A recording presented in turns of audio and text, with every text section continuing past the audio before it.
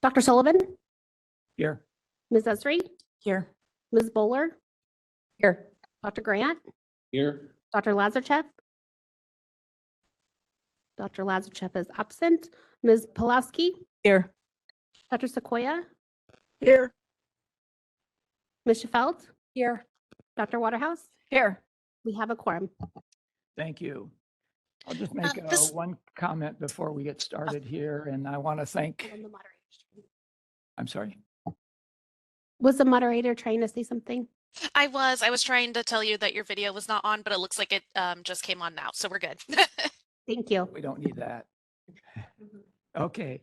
I want to thank everybody for attending our virtual version of our meeting.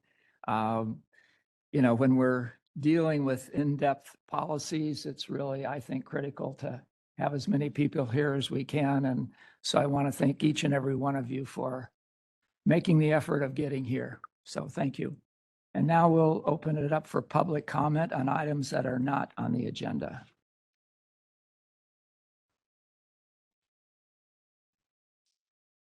Seeing none in the room, could the moderator please check to see if there are any public comments for material not on the agenda from the public, please, from online. This is the moderator, and at the direction of the committee, I've opened up the Q&A feature for public comment. Members of the public, if you would like to make a comment for items not on the agenda, please click the Q&A icon located at the bottom right-hand corner of your WebEx screen or use the raise hand function. And audio-only participants can raise their hand by pressing *3 on their device.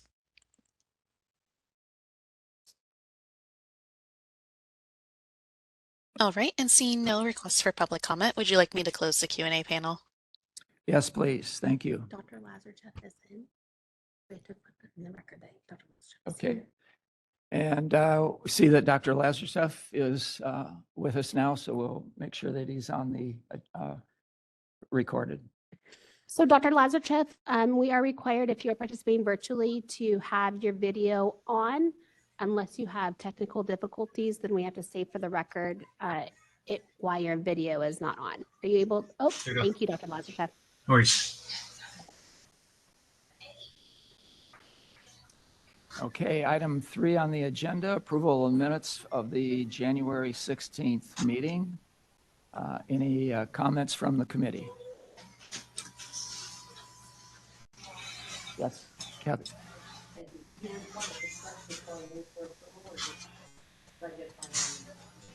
Yeah, let's go ahead and discuss it.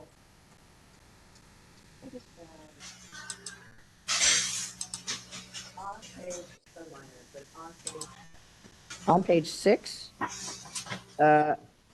Grant Miller's comments. It just should say express concern versus concerned ED. See what I got? Okay. And that's all I found, I think.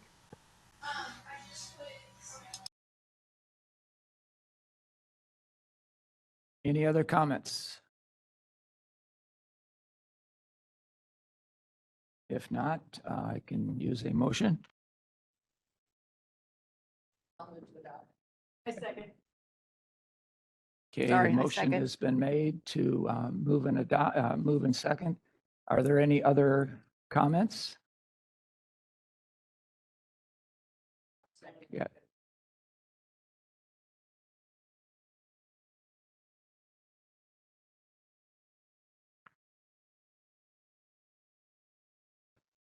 After reviewing, I had to look, I'm sorry. So on page.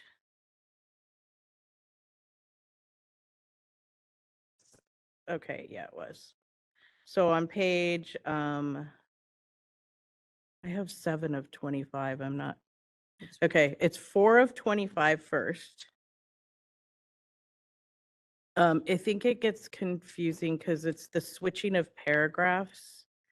And it's where we make the motions.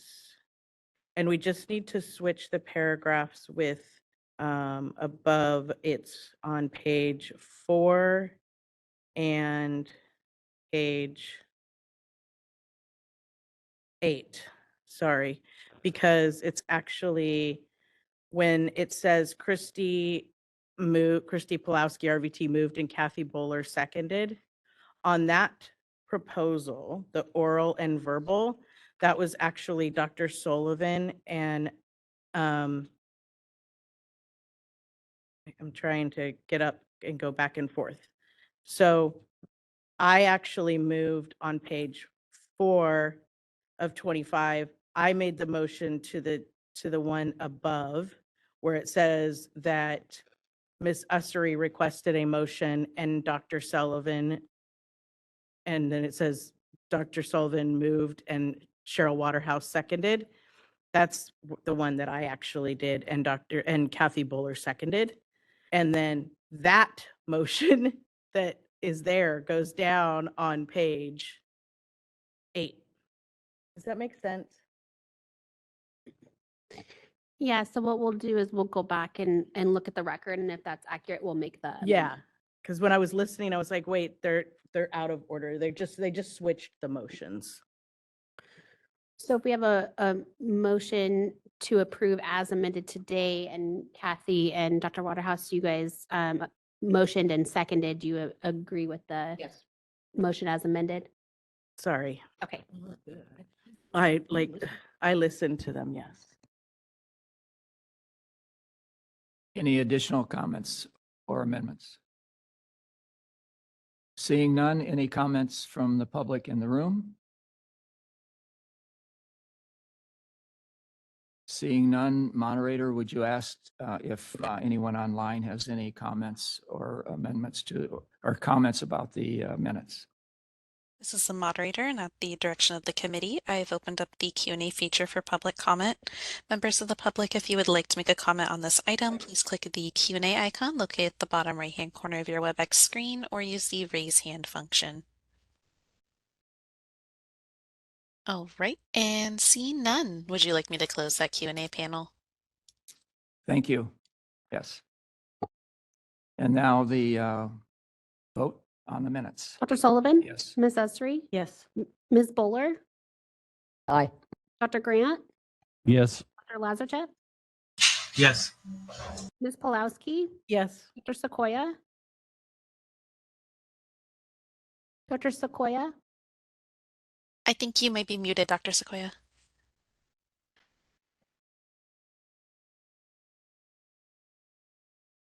Yes. Thank you. Ms. Sheffield? Yes. Dr. Waterhouse? Yes. Motion carries. Thank you. Agenda item 4. All right. This issue has a long and convoluted history, working with stakeholders back as far as 2017. However, I think it goes much further than that, which culminated with the MDC making their first recommendation to the board at their February 20th, 2018 meeting. During 2018, the board made multiple changes in terminology, made some content changes, and recommended legislation to permit fee exemption for low cost or no cost vaccination events. Because of the backlog of the regulatory proposals by the board at that time, the rulemaking language wasn't submitted to the regulatory unit until July 2021. During the January board meeting of 2022, concerns were raised about how the VCPR was being established during a vaccination clinic and referred that back to the MDC. The subcommittee that was working on this issue, along with board legal counsel, the regulatory counsel, and board staff, drafted proposed amendments to address the concerns. The MDC approved those changes and recommended the amendments be forwarded to the board. However, before the next board meeting, the regulatory counsel found a new concern that needed to be addressed. Because there were significant changes in the language of these minimal standards, regulatory counsel said that OAL would not approve the duplicity that was present in the old format. Over the next number of months, the subcommittee, stakeholders, board staff, our legal counsel, and regulatory legal counsel reformatted everything to be sure that the duplicity was eliminated and that none of the previous identified minimal standards were lost. As you can see, the end result was having everything that was common to all practice types placed in CCR Title 16, Section 2030, and then listing other types of practices where they're with their unique characteristics and listing their exemptions when needed. The MDC and the board approved the revised proposal with amendments at the April 23rd meeting, with the addition of the shelter minimum standards added to the legislative package during the October 23rd board meeting. Was that our finished product? No. Otherwise, we wouldn't be here today with it. After the April 23rd meeting and the package was ready to go, our regulatory council found what turned out to be a significant problem. And that is that there was complementary regulatory language in the Building Standards Code Title 24, and that would not pass OAL. In essence, we had to pull out all areas related to building code that are in Title 16 and move them over to Title 24 and remove all of the non-building regulations that are in Title 24 because they're already in Title 16. Sounds simple, correct? Well, not exactly. As you can see at the bottom of page 2 of the memorandum, there is a definition of building standard in the Health and Safety Code, section 18909. So it wasn't too difficult to identify those minimum standards that are related to the building code. Removing them from Title 16 and moving them to Title 24 and remove all of the practice standards from Title 24 seemed pretty straightforward. However, the California Building Standards Commission, which I'm going to abbreviate as SBSC, reviews their codes every 3 years, not annually like OAL or our board. It is critical that both regulatory packages are synchronized with OAL and CBSC, or we would have building codes that were absent from any regs while they each got up to date. So with many calls and meetings with OAL, CBSC, subcommittee, board staff, and legal counsels, Jessica came up with a plan that will coordinate the timing of these two legislative packages to move forward on the same timeline in two different agencies, finishing at the end of the same year. So that's what we're working with today on how to separate these two. And I would have to say that both agencies have been very supportive with working with us. So we can get through it. So on addressing this, I was talking to Jessica this morning, and I think the easiest way to approach this is to basically do agenda item 4 and agenda item 5 at the same time. So I would suggest that you have the memorandum in front of you and then also Title 16 material in front of you and Title 24. And we're going to be just kind of, if I can keep it straight, showing where one moves from where one regulation moves from one title to the other and vice versa.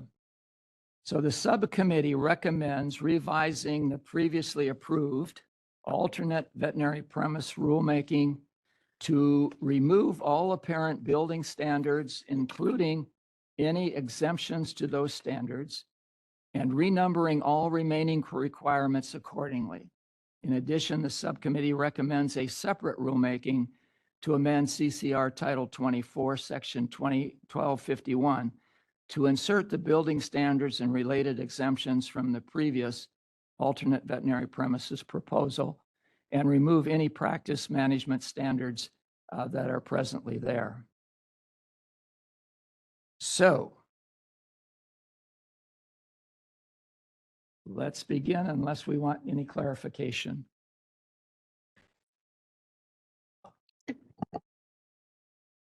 You just lost Sequoia and keep it going. Okay. Okay, then, what I have done, let me get rid of that.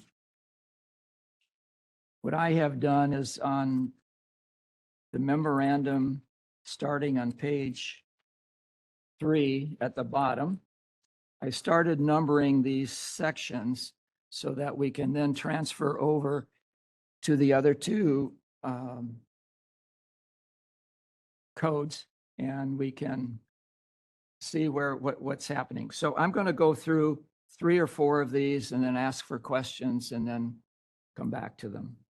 So the first one is repeal subsection A2 from 2030 and revise building code 1251A1 to reflect the following April 2023 changes.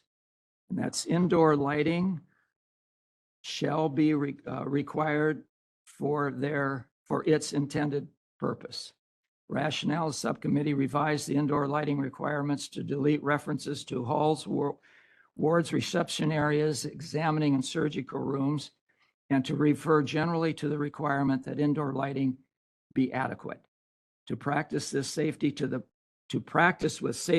public, lighting should be adequate for all areas and not only the listed areas. Further, not all premises have such areas, but may have others not covered by the existing list.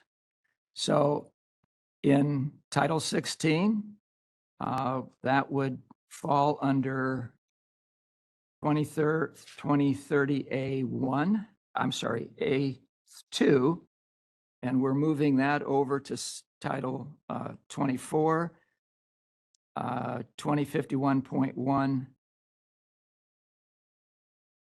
I guess it's 0.2. No, it's 0.1. Okay. The next, repeal section A3 from 2030, except for renumbering the existing text mirrors existing building standards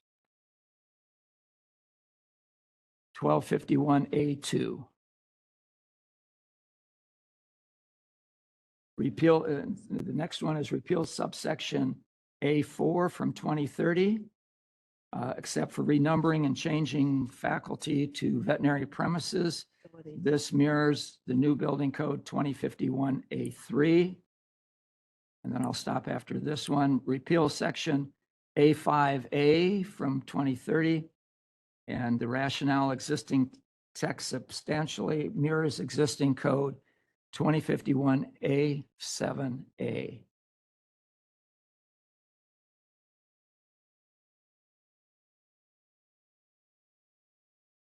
So, any questions on those 4? This would probably have taken some homework ahead of time. So we've got plenty of time to do this. If anyone has any questions or wants to see, if we redid this again, I think I would number each of these sections so we could move to them more easily. But so any questions on those 4 changes from the committee, from the public? Moderator, could you ask if there are any comments from the public online, please?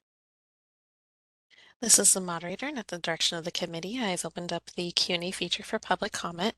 Members of the public, if you would like to make a comment on this item, please click the Q&A icon located at the bottom right-hand corner of your WebEx screen or use the raise hand function.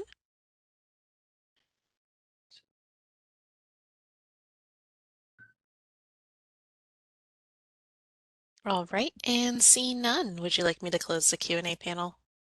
Yes, please. Thank you.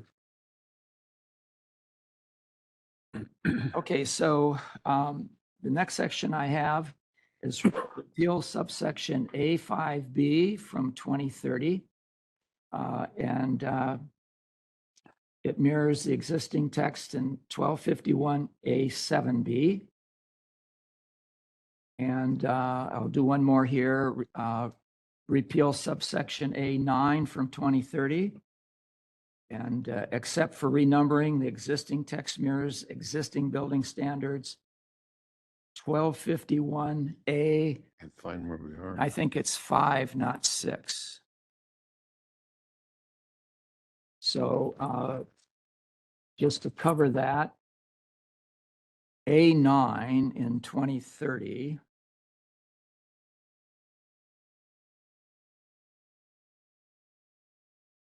And this is the,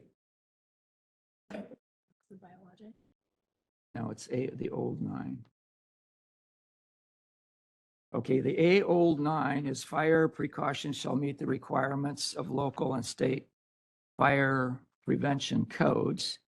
And if we go over to 1251, that's the same as 1251.5. So we need that correction there.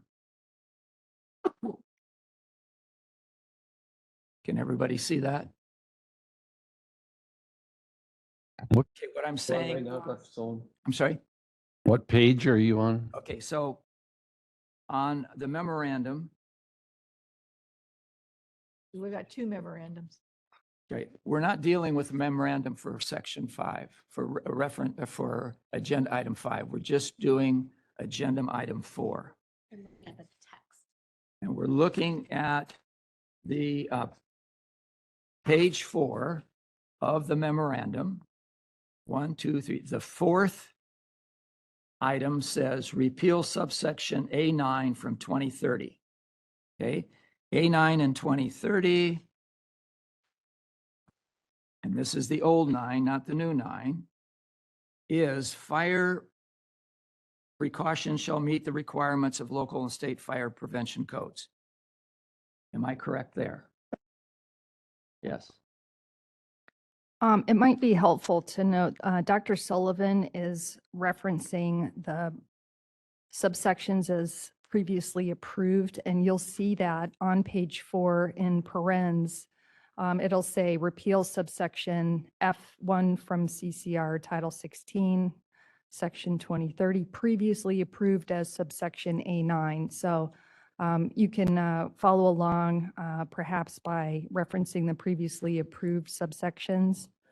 And then he is referencing where the new provision will go in Title 24, Section 1251.1, Item 5.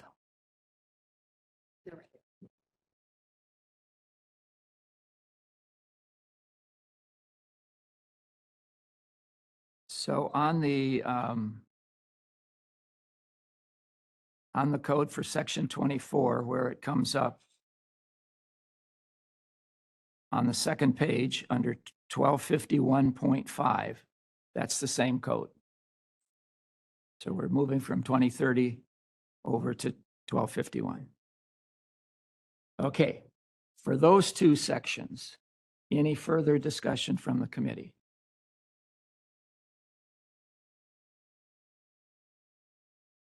Any from the public in the room? Seeing none, could the moderator ask if there's any questions online? This is the moderator, and at the direction of the committee, I have opened up the Q&A feature for public comment. Members of the public, if you would like to make a comment on this item, please click the Q&A icon located at the bottom right-hand corner of your WebEx screen, or use the raise hand function.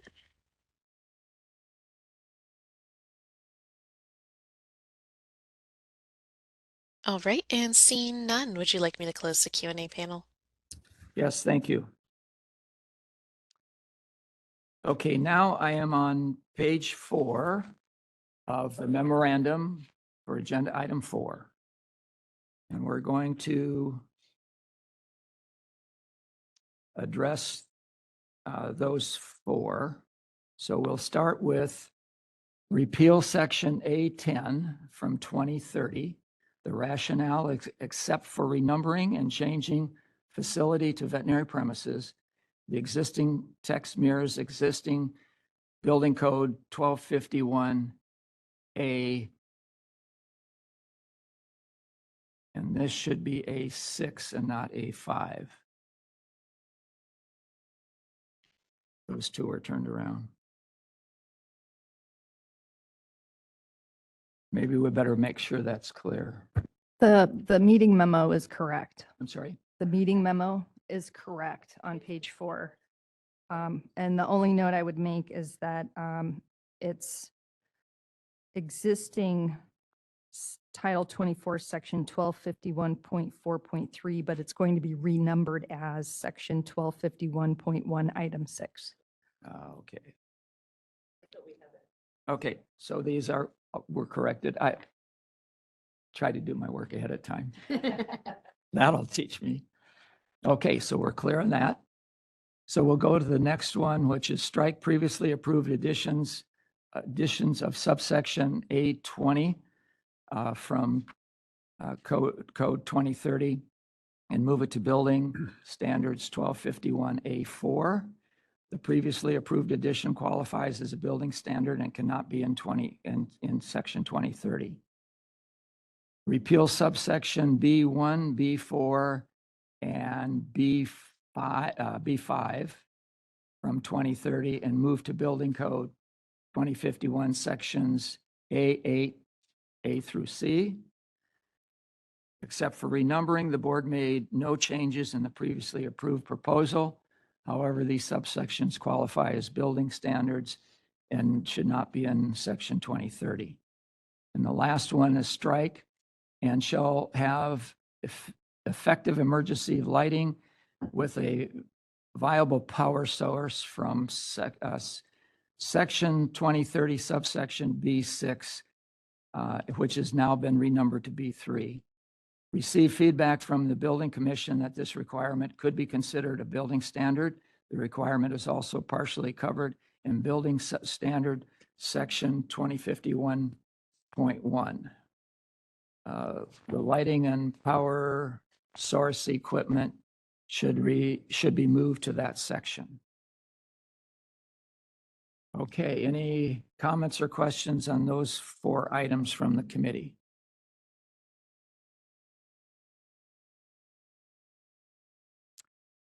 From the public?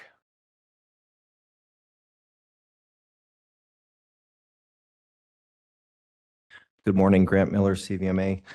My comment is in relation to the 4th item, which relates to the surgery room lighting. We may not be at a place where I can actually comment on this because it has already been approved by the board, but I would like to point out that with the revision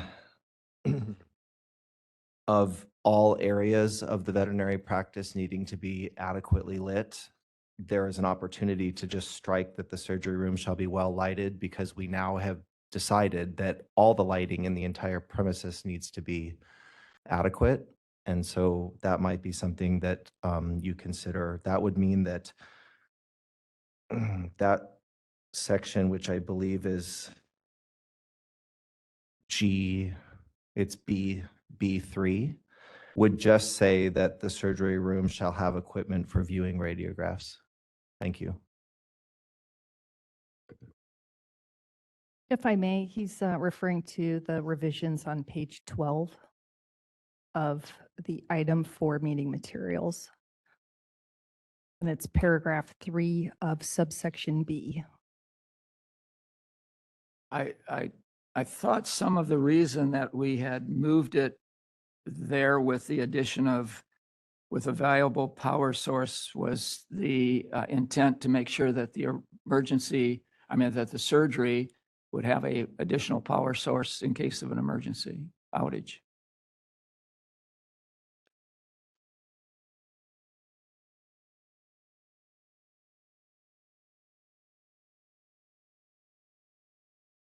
Because I don't think that would be covered if that part is removed. Oh. And that's in 2030.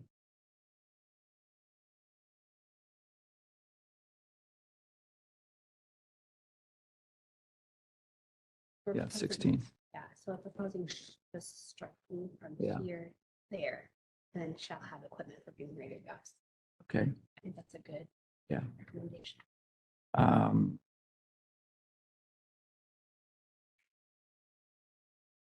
So what page is that on It's on page 12. for the surgery?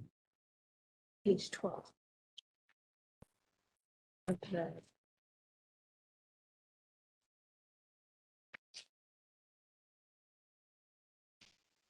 Lost. I don't see attachment. I will attachment one.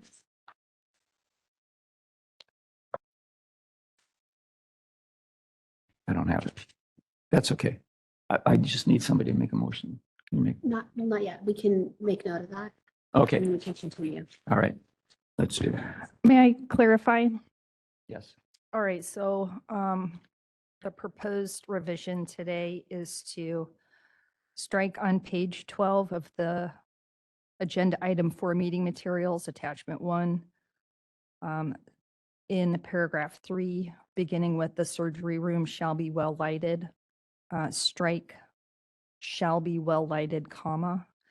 And the reasoning is that the section 1251, title 4 regulation at 1251.1 already will provide for indoor lighting shall be adequate for its intended purpose. All surgical rooms shall be provided with emergency lighting with a viable power source. So the idea is that those are duplicative for surgery rooms. So it would be removed from the practice standards and inserted into the building standards. And just for further clarification, it's actually, so page 12, so members, you have two versions in front of you. The first draft is showing the suggested changes since the last meeting, and the second draft is the clean versions for OAL. And so it's actually on page 26, number 3. That's where we want to make the strike in the clean version for OAL. So it would read on page 26, number 3, the surgery room shall have equipment for viewing radiographs.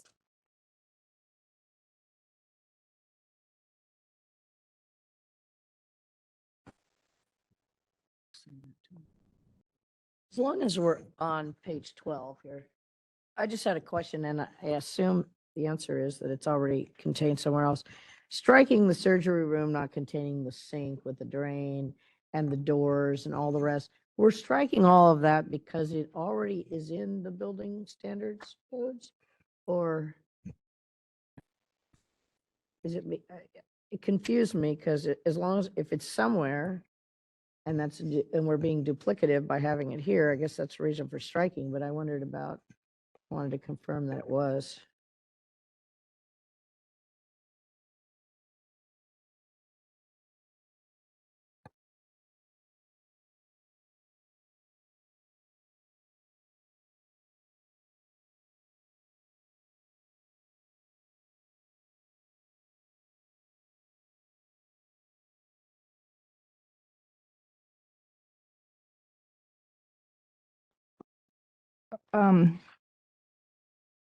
In agenda item 5,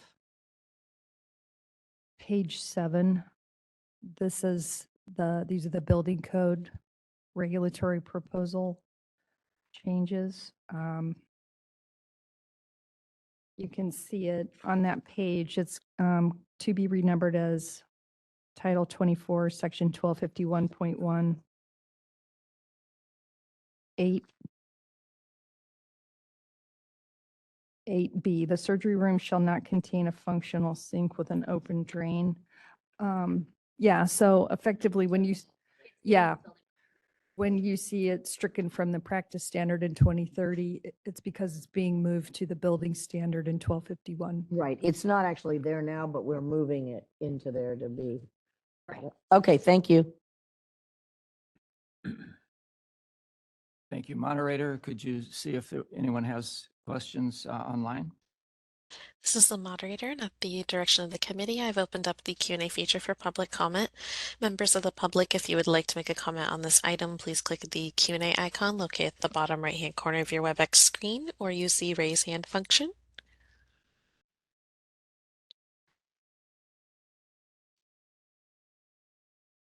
All right, and it looks like we have a request from Sam Silverman.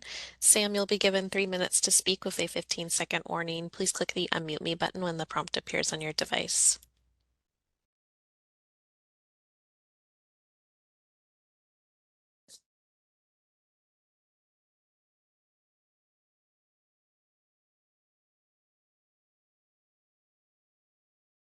All right, and you are unmuted.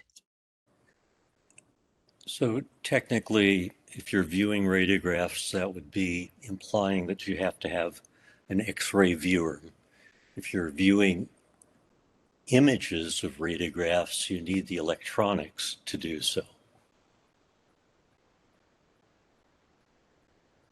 And you're not reading radiographs, you're viewing them.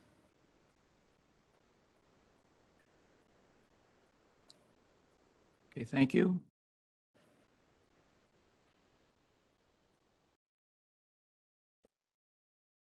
All right, this is the moderator. Appears there are no further requests for public comment. Would you like me to close the Q&A panel? Yes, please. Thank you.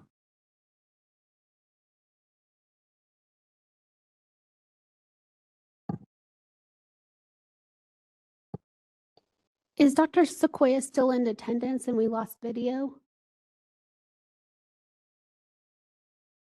I'm here.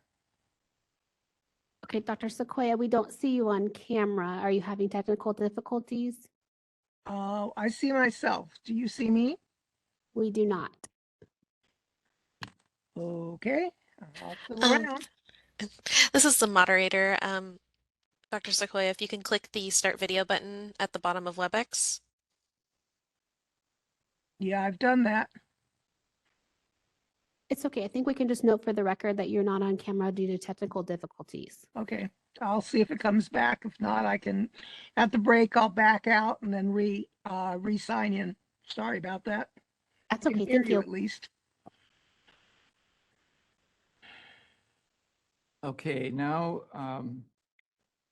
we're on page 5 of the memorandum for agenda item 4, and I'm going to go through these one at a time. Proposed amendment to previously approve code 2030.1, small animal fixed veterinary premises. Approve amendments, I should say. Revive original text reference to section 2030 in the opening paragraph and remove previously approved additions of subsection 23.1A. The rationale is the previously approved change was done for consistent formatting purposes. With the revised language, the change is no longer necessary. So on 2030.1, we're simply removing that sentence that says all minimum standards specific to section 2030.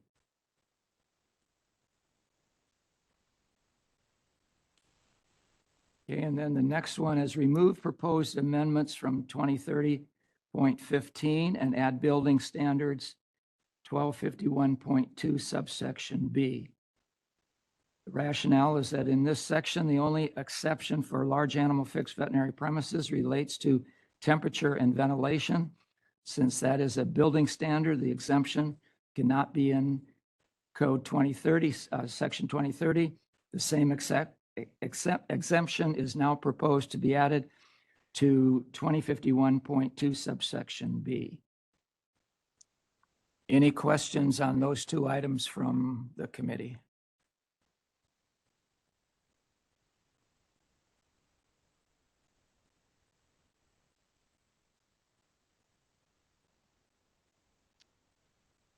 Any comments from the public? Moderator, can you ask if there are any comments from the public online, please, for those two sections? This is the moderator, and at the direction of the committee, I've opened up the Q&A feature for public comment. Members of the public, if you would like to make a comment on this item, please click the Q&A icon located at the bottom right-hand corner of your WebEx screen or use the raise hand function.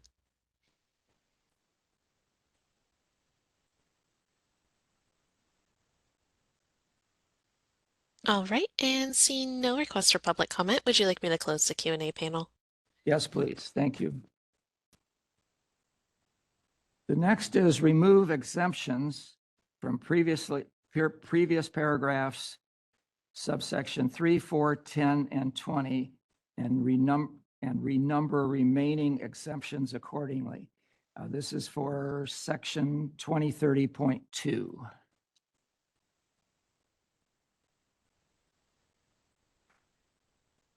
The subcommittee proposes removing reference to these paragraphs since they all are considered building standards, being removed from Code Section 2030 and do not apply to mobile veterinary premises.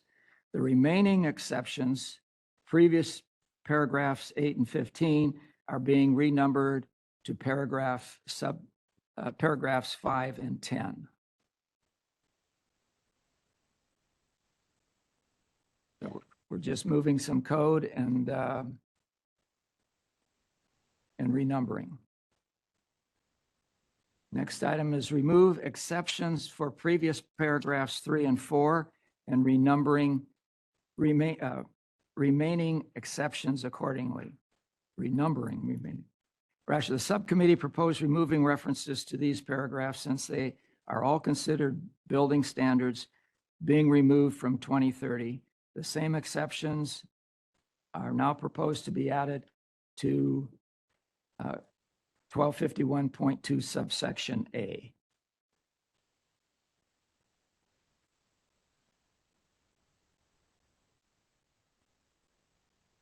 So this goes to 2051.2.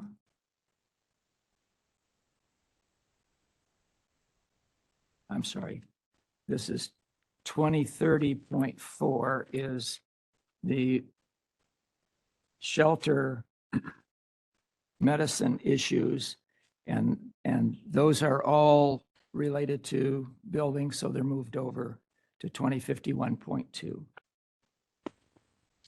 And the last is remove proposed amendments to section 2030.4 and add them to the building code section 2051A2. Whoops, got the wrong page. To 2051.2 subsection C. So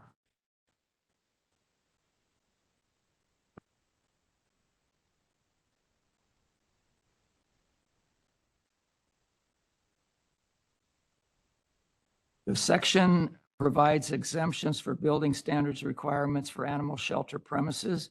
Since building standards are exempt, building standard and exemptions to them cannot be in regs 2030. The subcommittee recommends moving the entire section and adding the language to 2051.2 subsection C.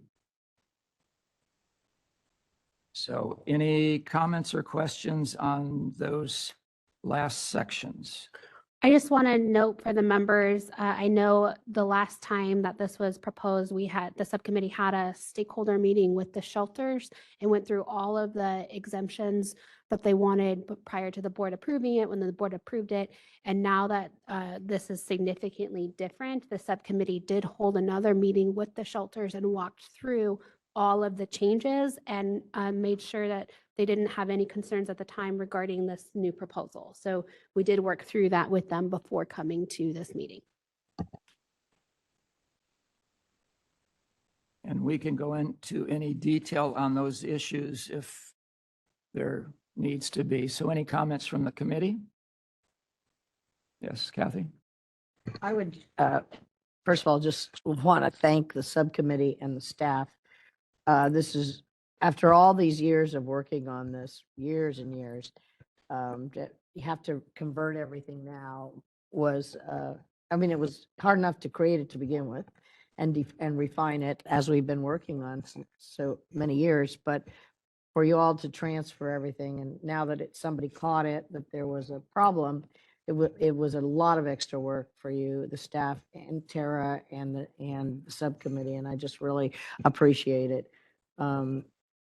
It's, confusing converting one to the other and all the rest, but I trust that because you're so diligent on it, that everything was done correctly, and I just want to thank you. It just seems ridiculous to have to do it after all these years, but that's just me. I'm glad it was caught, and now there's no redundancy, et cetera, et cetera. So I just want to thank staff and subcommittee, Dr. Sullivan. Thank you.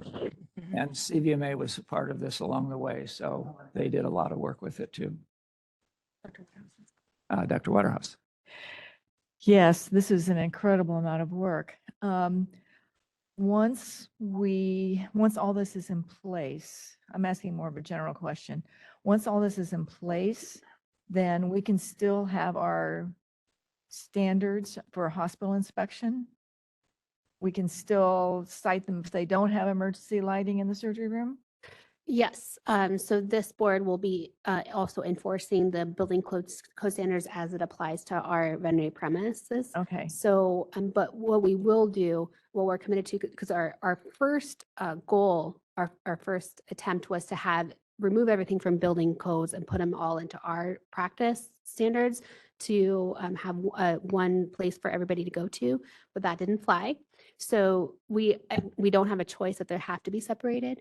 And so once this goes into effect, and we'll probably start working on it prior to that, we're going to have a lot of outreach materials for our licensees to let them know, even though they're in two separate sections, we'll provide one checklist to help them comply with all of them. Okay. And in the meantime, until this does go into the building standards, we can still enforce our current standards? Yes.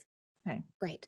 And that was the whole purpose. The concern with the different cycles is that if we repealed sections from our practice codes before they were effective in the building standard, Yeah. then we would lose the enforceability. So Right. that's why we want to do a delayed implementation for OAL, so they go into effect at the same time. Okay.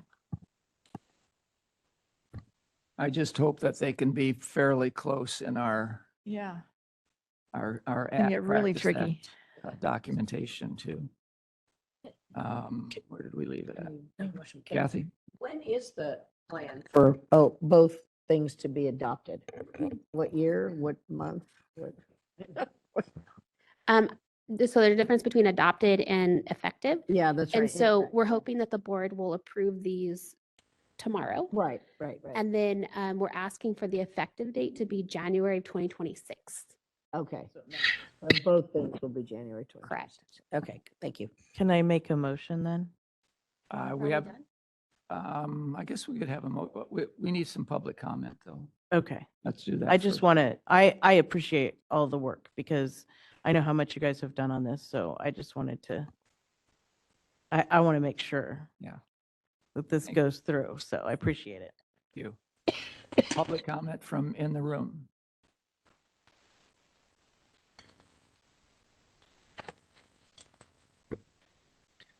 Hi, Grant Miller, CVMA. My public comment is in relation to section 2030.2, the mobile veterinary premises, particularly the very last paragraph on page 19, which is C. It's the exemptions for essentially equine food animal farm call.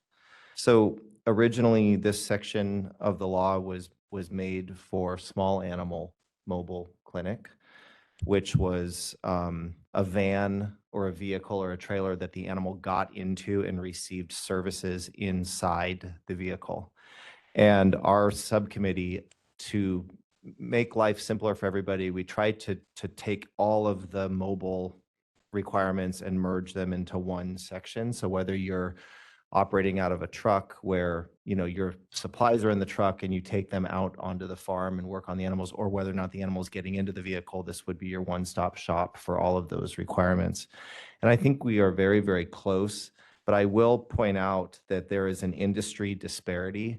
And this is where I've always been concerned about all our regs being small animal centric. No one's thinking about what's actually happening on the large animal side. And so I would like to point out on page 17A3 that we are required to provide the name, telephone number, and location of a veterinary premises where after-hours emergency care is available.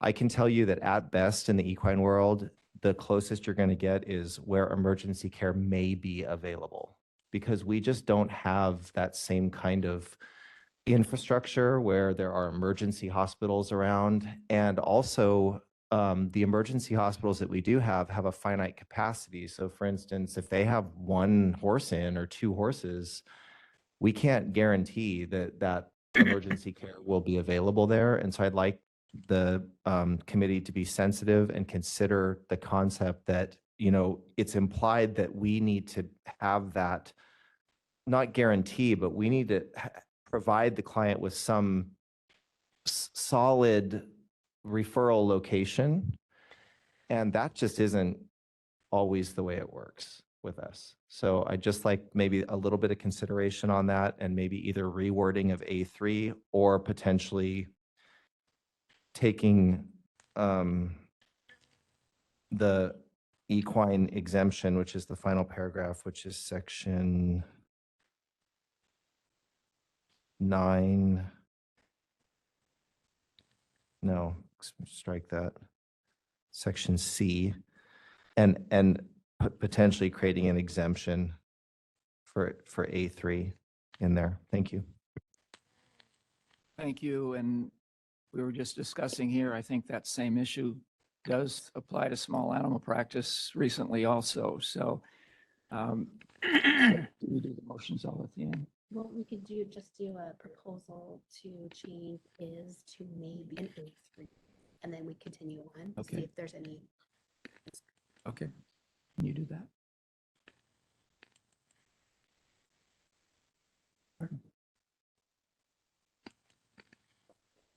We haven't done motions yet. We're amending that.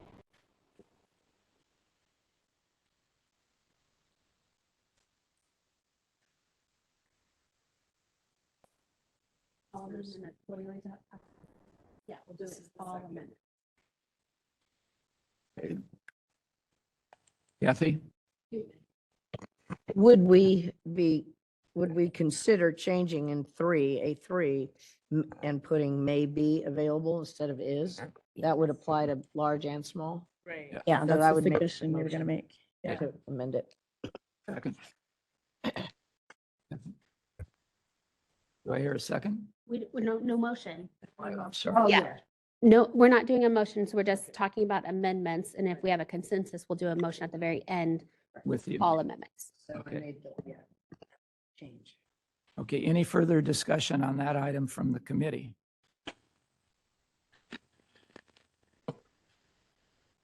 Any further comments from the public in the room?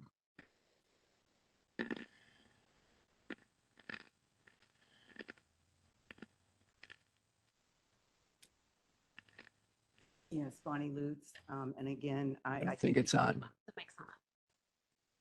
you all did an amazing job with this. I'm glad I didn't have to participate. It looks like a nightmare. I just had a comment about 2030.3. As you're all aware, this has been a big question with the small animal vaccination clinic as to whether it had to be an event or it could be just somebody's office, and they say they do vaccinations on Saturdays and Sundays. That caused a lot of issues when the new regulations came out about small animal vaccination clinics. So I love this, the last 4 words, at a scheduled vaccination event. The problem is the way I read it, it looks like it might only go with perform preventative procedures for parasite control. Is there a way to reword it so that it's crystal clear that when we're talking about a small animal vaccination clinic, we're talking about a scheduled event? Because that's been a big issue. A lot of vets want to comply with the rules that have to do with small animal vaccination clinics when they're not really doing a clinic. They're just letting people come in for vaccinations. So if there was a way to reword that so it was clear it applied to both giving vaccinations and parasite control. Okay, thank you. You understand that? Doesn't belong to that.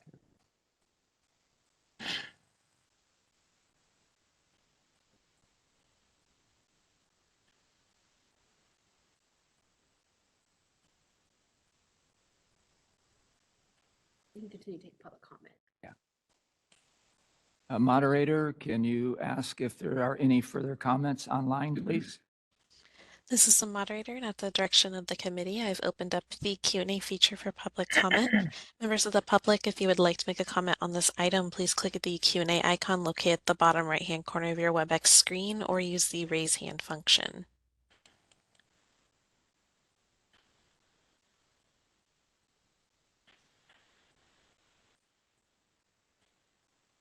All right, and seeing none, would you like me to close the Q&A panel?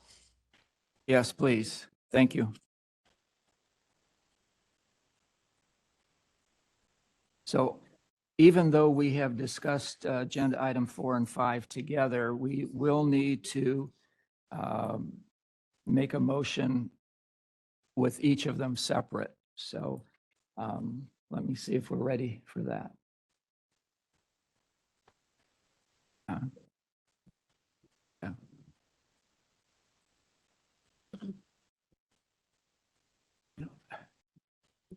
I am so slow.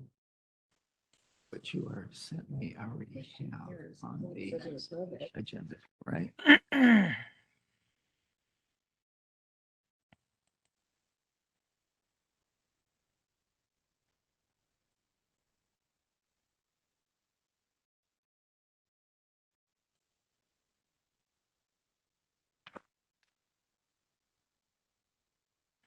So we. Ms. Lutz, as we understand your request to revise section 2030.3 subsection A, you seek to authorize vaccinations and preventative procedures for parasite control at a scheduled vaccination event. Is that correct? I guess the question is, for the committee, this sentence begins where that it means a location where a veterinarian or designated veterinary personnel administers only vaccinations on multiple animals. But it also means where the veterinarian or designated veterinary personnel may also perform preventative procedures for parasite control at a scheduled vaccination event.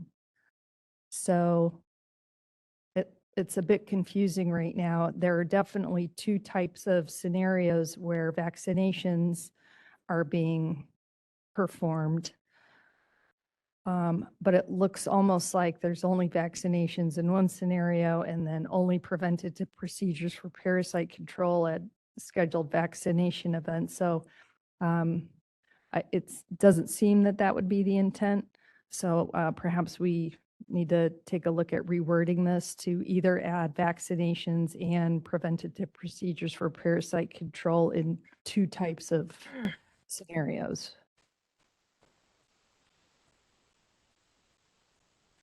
That's correct. That was my issue.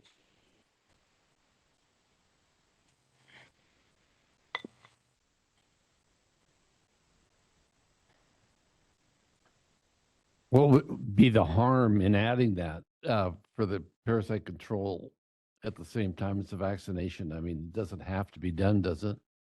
But if the client's there with their patient, I mean, from a health standpoint, it'd be a good idea rather than have them come back twice.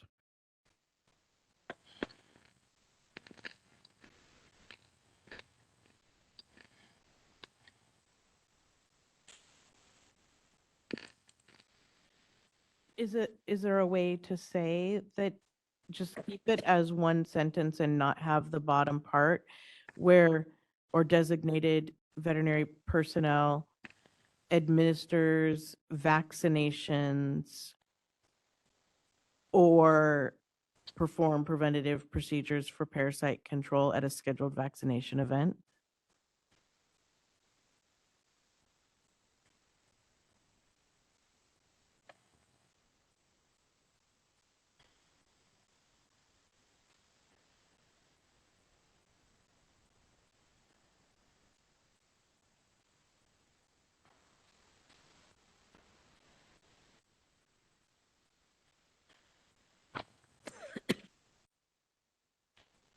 And I know we're trying to get in the at a location or a scheduled vaccination event. I know we're trying to get in both of those items.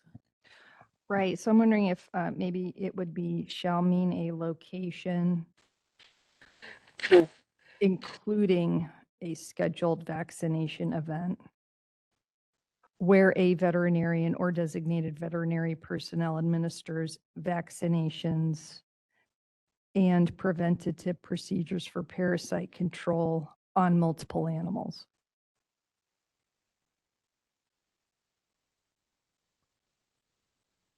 Can I speak?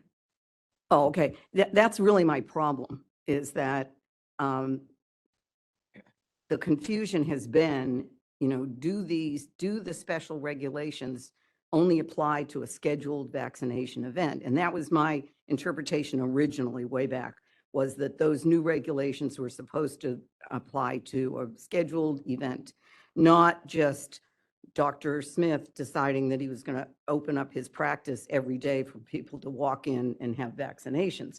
Because what they liked about that was that you didn't necessarily have to have a medical record. That's another whole issue. But that was the problem, was that they wanted to be able to do that, because then they didn't have to do a physical exam. They thought didn't have to do a physical exam or have a medical record, because they could just have walk-ins all day long. And my interpretation was, no, this regulation was specific for scheduled events, where somebody or a shelter or whatever had an event at a park or something, and, people got multiple vaccinations. So that's really been my concern all along. And that's why I loved this at a scheduled vaccination event language. But I was concerned that it only was tied to the parasite control and wasn't also tied. I mean, if the intent is to make it clear that this regulation only applies to a scheduled event, it depends on what the board wants, but I mean, I thought that was the original intention. Okay, thank you. That was my understanding as well, that this was tied to an event. And so perhaps we do shall mean a location at a scheduled vaccination event and then continue on the sentence. I mean, all of you were here before me, so I know you guys talked about this a lot, but Dr. Waterhouse, I look at you too, because I know that you were involved with this a lot. Yes, I've always looked at it as it being an event, a special event, the shelters out in the park and that kind of thing.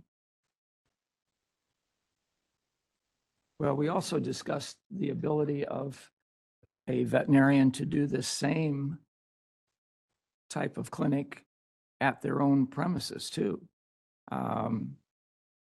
It would still be But it's still at a scheduled. scheduled vaccination event, so you would might be able to you would still be able to do it, but it's scheduled, so the tie is to the event. Right, okay. Should at a scheduled vaccination event go before location, like a I veterinary? think right after location. Right It shall after mean a location, yeah. So the proposal the proposal we're discussing is, it'll say shall mean a location at a scheduled vaccination event, and then continue on, and the sentence actually ends at control. This is Sequoia here. May I make a comment? Sure. Can we flip the location and scheduled event? So we have scheduled event at a location, and that means it doesn't matter whether your scheduled event is in the park or at a church or in a parking lot or in the doctor's office on a day that the clinic is closed. Thank you.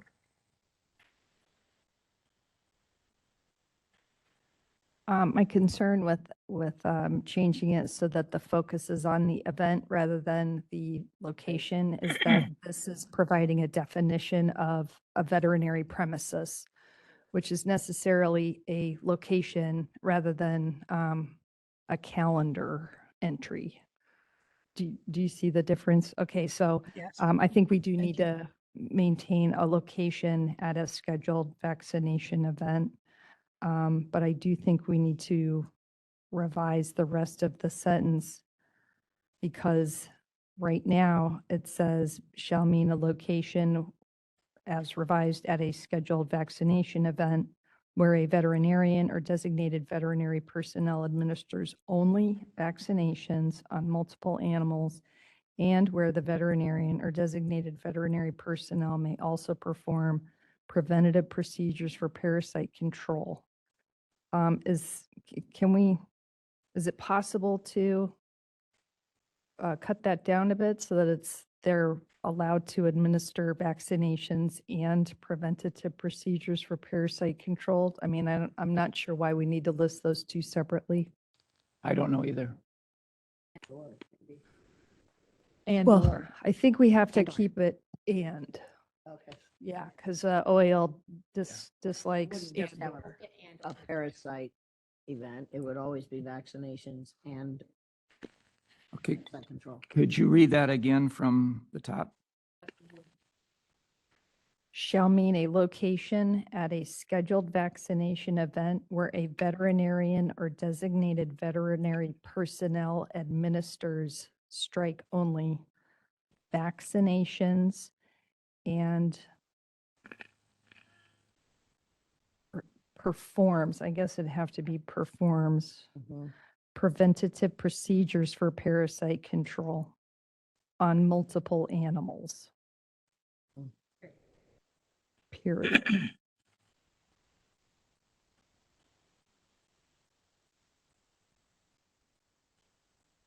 Is that done, Cheryl? That is Saturday morning. Any comments from the committee?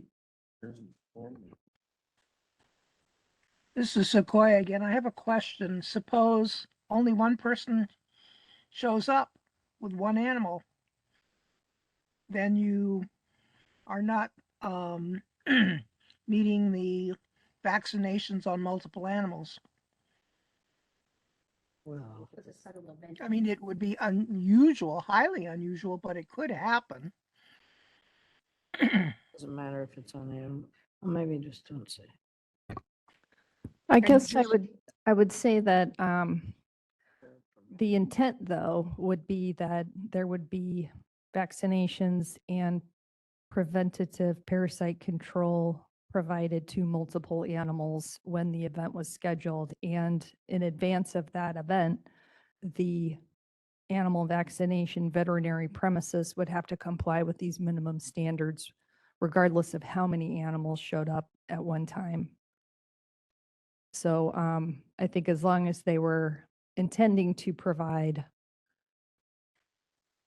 these services to multiple animals, they could comply with this regulation. Bonnie, does this satisfy your concerns? Yes, it does. Okay, thank you. Other comments from the committee? Any comments from the public in the room? Moderator, could you ask if there are any comments from the public online, please? This is the moderator, and at the direction of the committee, I've opened up the Q&A feature for public comment. Members of the public, if you would like to make a comment on this item, please click the Q&A icon located at the bottom right-hand corner of your WebEx screen, or use the raise hand function. And it looks like a request from Nancy Eierlich. And Nancy, you'll be given 3 minutes to speak with a 15-second warning. Please click the Unmute Me button when the prompt appears on your device. Neuter bill. Confused. Are you discussing the ramifications of SB 669? Because 669 allows an RVT to vaccinate animals in a veterinary hospital setting, not just at a vaccine clinic.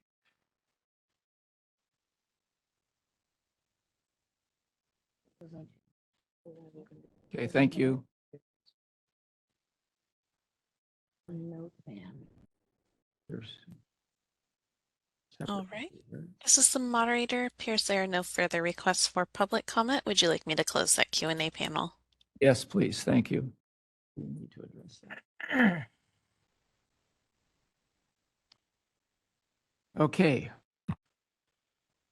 We are time for a motion, right? 3 amendments. Do it now. Okay, can we, We will need to do, even though we took these agenda items separately, we'd like to do 2 separate motions, and the proposed motions are on the end of each memo. And we just ask that you would just make sure to include as amended today. I can do this.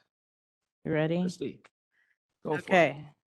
So I'm going to make a motion to rescind the board's prior motions approving proposed amendments to CCR Title 16, Sections 2030, 2030.05, 2030.1, 2030.2, and 2030.3, and adopting Sections 2030.15 and 2030.4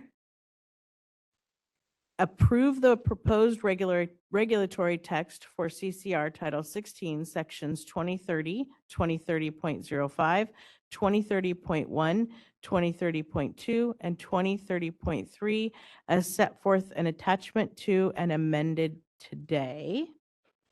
Direct staff to submit the text to the Director of the Department of Consumer Affairs and the Business Consumer Services and Housing Agency for review. And if no adverse comments are received, authorize the executive officer to take all steps necessary to initiate the rulemaking process, make any non-substantive changes to the text and the package, and set the matter for a hearing if requested.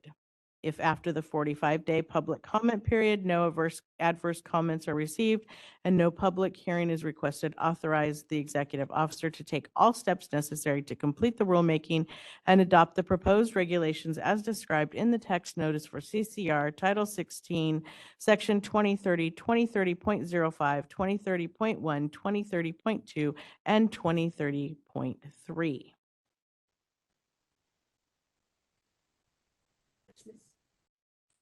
I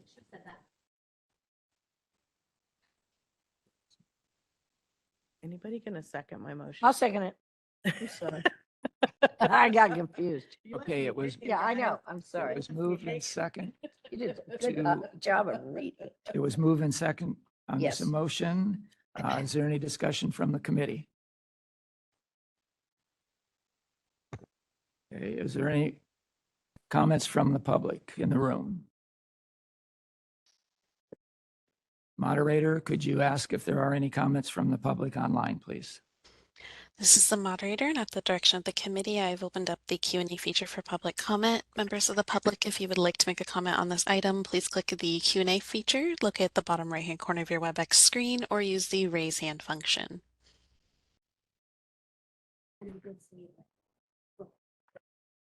All right, and seeing no requests for public comment, would you like me to close that Q&A panel? Yes, please. Thank you. Let's call for the vote. Oh, oh.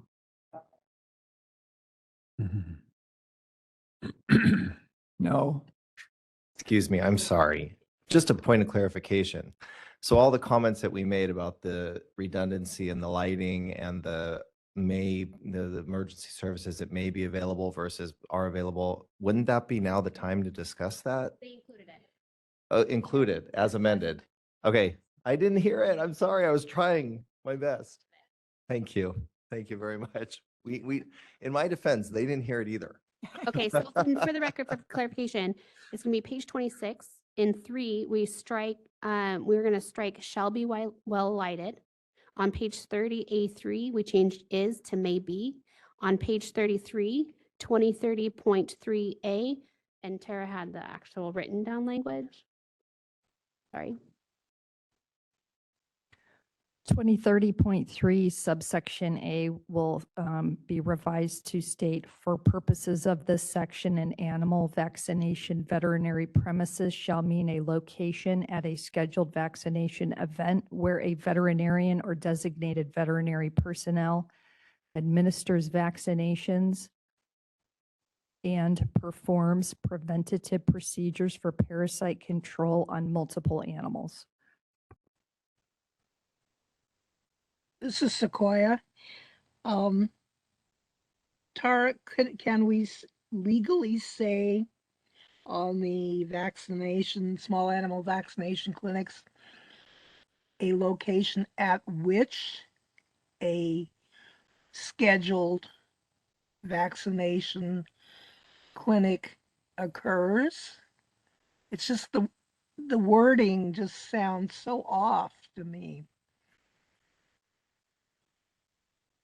Any other comment by the committee? I think in this type of situation, we do need to kind of lean on legal counsel to get it legally correct.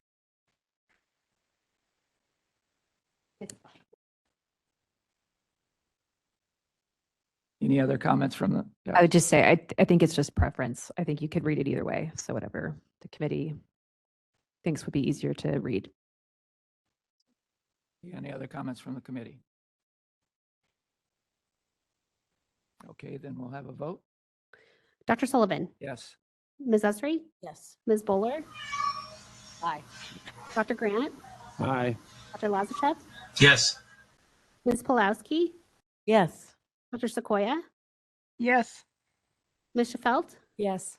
Dr. Waterhouse. Yes. Motion carries. Thank you. Thank you.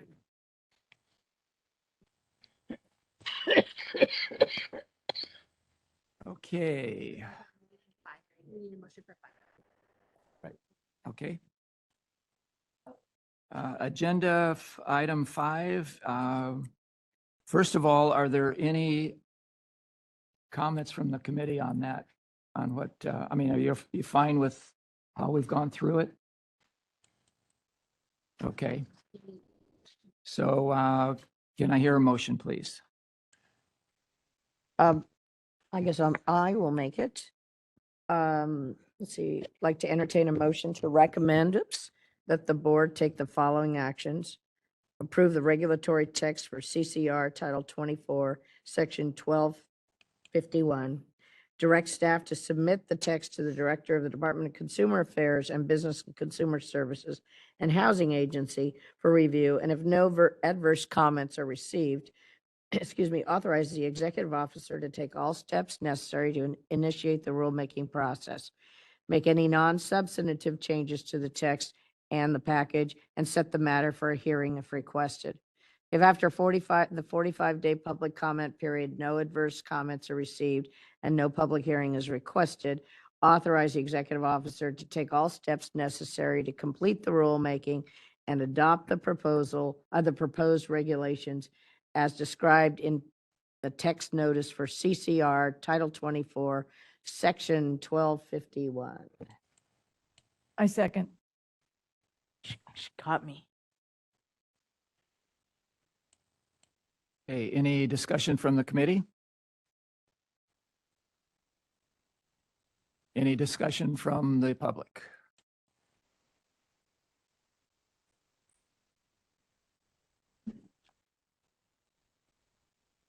Grant Miller, so just a question here. So would this motion then reflect the physical plant changes that we discussed in the previous package? So the things like the lighting, the surgery room lighting, all of that, that would all end up reflected in here, right? That's 1251.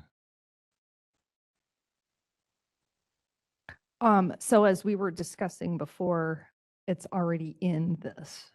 Okay. The lighting is already included in the building standard proposal. So it was unnecessary to include it in the practice standard under 2030, as you Right, deftly pointed out. right. So, and I don't think there are any, Other sections. yeah. Great, thank you. Thank you. Moderator, could you ask if there are any other comments from the public online, please? This is the moderator, and at the direction of the committee, I've opened up the Q&A feature for public comment. Members of the public, if you would like to make a comment on this item, please click the Q&A icon located at the bottom right-hand corner of your WebEx screen, or use the raise hand function.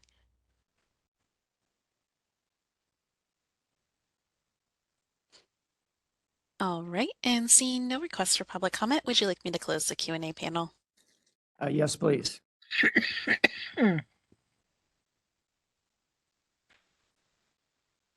All right, then I think we're, pardon? Oh, we haven't voted yet. Okay, for the poll, go ahead and do the vote, Jessica. Dr. Sullivan, Yes. Ms. Esri, Yes. Ms. Bowler, Dr. Grant, Aye. Dr. Lazachev. Did we lose Dr. Lazachev? Yeah, he's not I'm going to mark him as absent.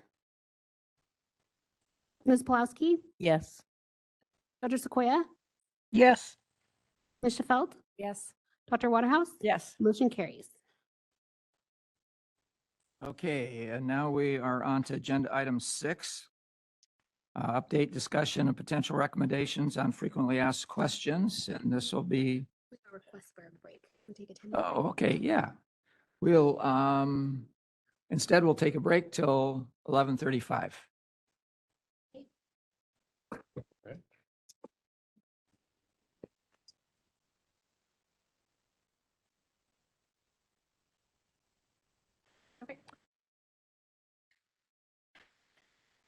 Okay, so let's move on to agenda item 6. Update discussion and potential recommendations of frequently asked questions. And that is Christy and Cheryl.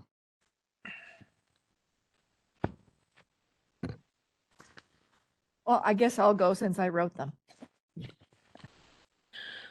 So we had our FAQs and we settled on those. I thought that we still needed some hypothetical scenarios because I think that veterinarians should have an idea of where the lines are drawn and what the rules exactly are. So that was the idea behind writing these. And we've had hours of discussion over these, and this is where we've ended up. So I don't think I need to read them all. Do we have questions?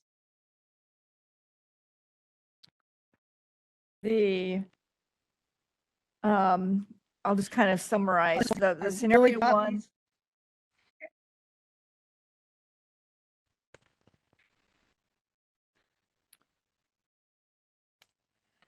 I think she You froze. Can you repeat I sub- yourself? I'm sorry. You were frozen there for a second. Can you go ahead and repeat what you were saying? Oh, I'm sorry. I didn't mean to interrupt Dr. Waterhouse. I just wanted to say, I thought they were excellent FAQs, clean on the important points regarding the changes due to SB 669.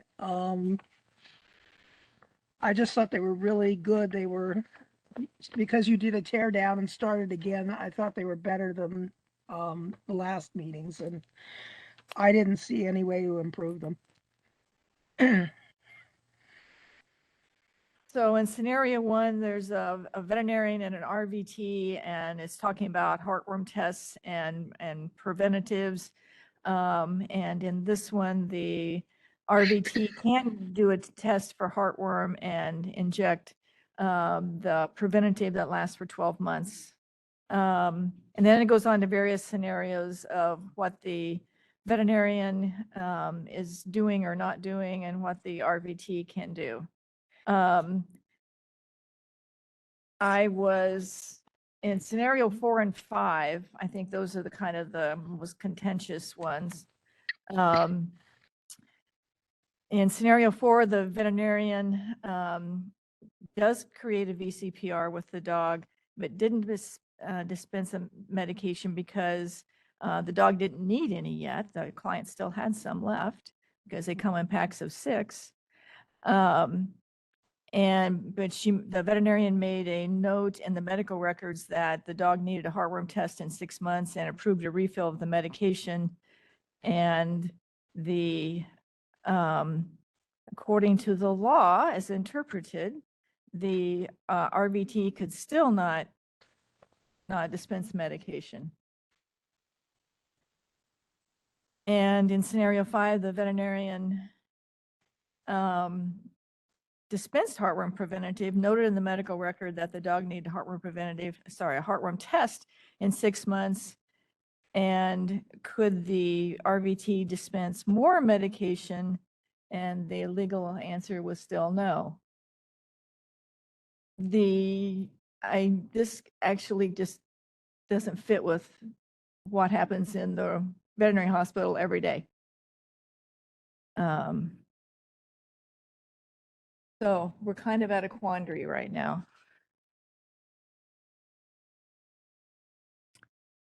Any other comments on the committee?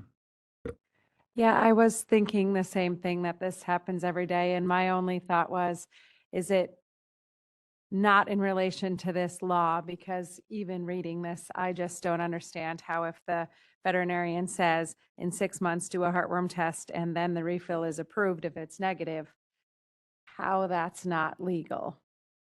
But maybe it's legal, but has nothing to do with this new law. Is that the case, or has it never been legal? Is that a good question? Okay, we argued this for hours. Hours. Hours. I was sure that you had. Yeah, because it's it basically has to do with who has the VCPR.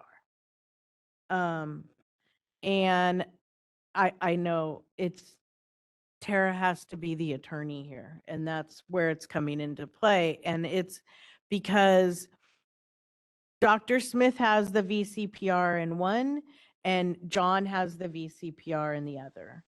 And if John is acting under his VCPR, then that's where the problem comes into play. He cannot use his VCPR to dispense a medication that Dr. Smith ordered under her VCPR.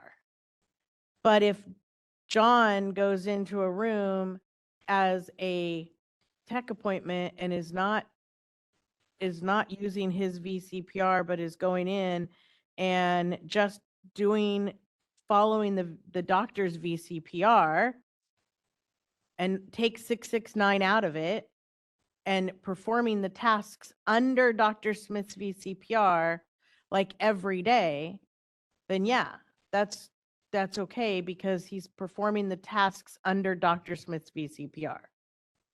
Take John's VCPR out of it. That's the problem that we're having. And I get it because this is how we argued it and we went in like the circular pattern. But we're using the questions that we are writing pertain to 669 and we are trying to explain them as they relate to 669. We're not trying to explain them as they relate to every day and how everything happens in everyday practice now. And I think that's why it's becoming so confusing.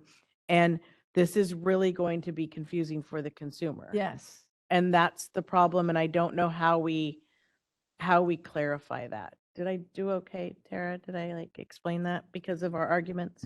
And that was kind of my thought was it had something to do with exactly that, but I also agree it's incredibly confusing. I thought that it was very helpful when you said, whose VCPR is it? That is the key. That's. But in scenario 4 and 5, the doctor does have a VCPR. And Right. then the RVT is acting as refilling what the doctor has already ordered. But that's not the only thing they're doing. If they are running a test to determine whether the animal is healthy enough to receive the medication that's going to be dispensed. What's the test? The- That's the tricky part. Yes, because the Okay, so RVT is running the test and diagnosing that the animal is healthy enough to receive the refill. And that is prohibited under the statutes and the regulations. Okay. RVTs are not allowed to diagnose. That's the issue.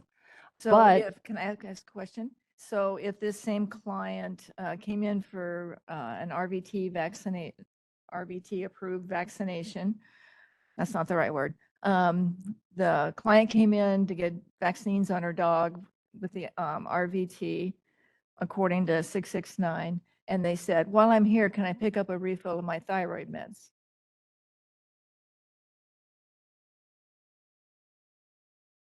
Well, that's outside the scope of 669. So now it's Yeah. no longer under the RVT VCPR because They that's for they could pick up vaccinations. they could pick up the, If the prescribing veterinarian authorizes it and Yes. no additional Yeah, there's a diagnostic standing order, just- testing needs yeah. to occur. okay.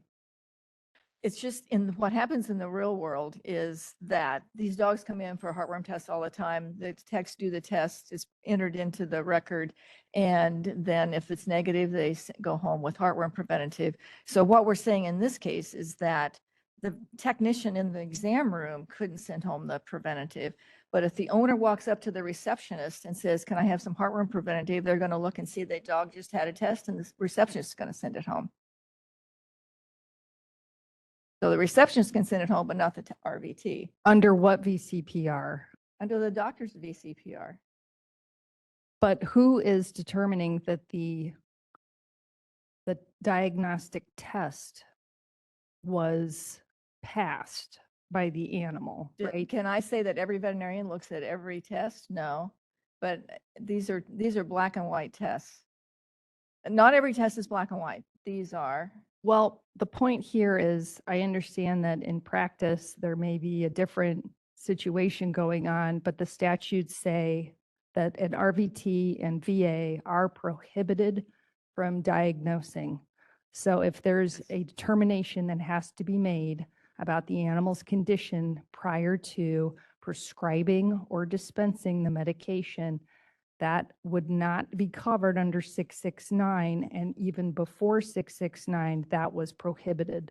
It has to be the veterinarian diagnosing the animal's condition and approving the prescription for dispensing.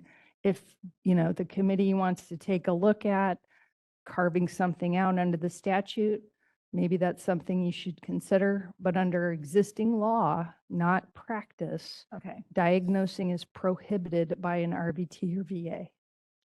Kathy?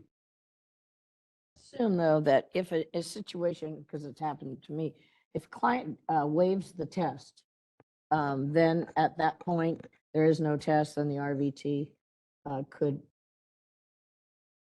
no, because there's no diagnostics here. Think so. Well, this is going to be under the veterinarian's VCPR. Yeah. So, I don't know in that scenario whether or not the veterinarian already authorized dispensing the heartworm medication without a test. That's the issue there. So in this same, in scenario 4 or 5 for that matter, if the veterinarian looked at the test and wrote in the record, negative on the heartworm test, okay to refill, then it would be okay? Yes. But in the scenario does say, yes, that he needed a heartworm test in 6 months and approved a refill of the medication. If that said, and approved a refill of the medication if the test was negative, Yes.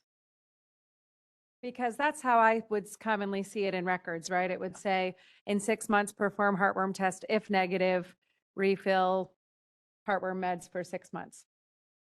Well, here, I think I would probably have a subject matter expert chime in on exactly, what is happening here. I mean, I can tell you what the statutes and the regulations say. Diagnosis is prohibited. If there's some extra note there from the veterinarian saying if it's negative, go ahead and dispense, I think that's a wobbler. But, we need to back up and just recognize what the law says. And if something needs to change to reflect current practice, then I would urge you to consider proposing amendments to the statutes. And I understand that in that case, that would be the veterinarian's VCPR. So therefore, it doesn't quite fit with 669 still, but just for argument's sake, ask. We're just trying to figure out where the lines are. Yeah, thank you. We're skipping the part when we say, in Dr. Waterhouse's scenario where you say that the receptionist is filling that, it's still the doctor's VCPR, because in the medical records, it states that this refill is remaining. So even though the receptionist may have said, oh yeah, I'm going to get that for you, they're looking in the medical notes and it says a refill is remaining. So it's not the receptionist who's authorizing that, it's the doctor's VCPR who authorized that refill, because it's saying in the medical notes that they authorized under their VCPR a refill. So I think we're getting away from whose VCPR it was, and we're going off track when we say it happens in everyday practice. We're forgetting whose VCPR it was. And I think that that's the part we need to stay focused on. And I know what happens in everyday practice, but it still comes down to whose VCPR was it? And that's the important part with 669. It may be confusing in how it's written, but that's how the law is. And that's all that really matters with how we're speaking to a consumer and how we're speaking to the profession. And so that's how we have to write these. Dr. Sequoia, did you have a comment?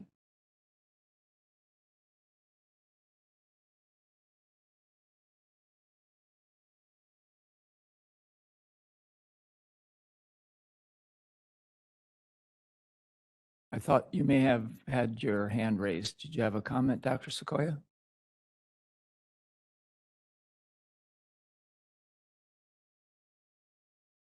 Right at the beginning on the,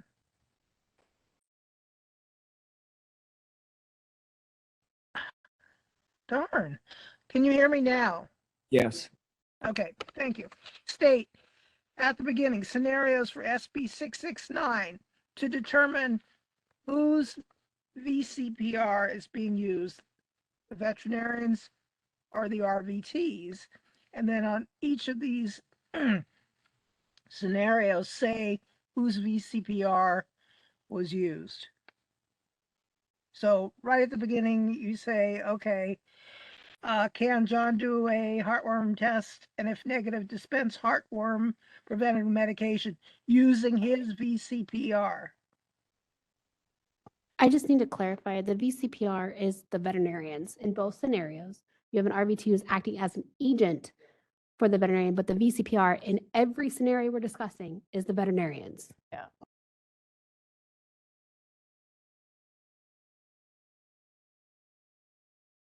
Okay, any more comments from the committee?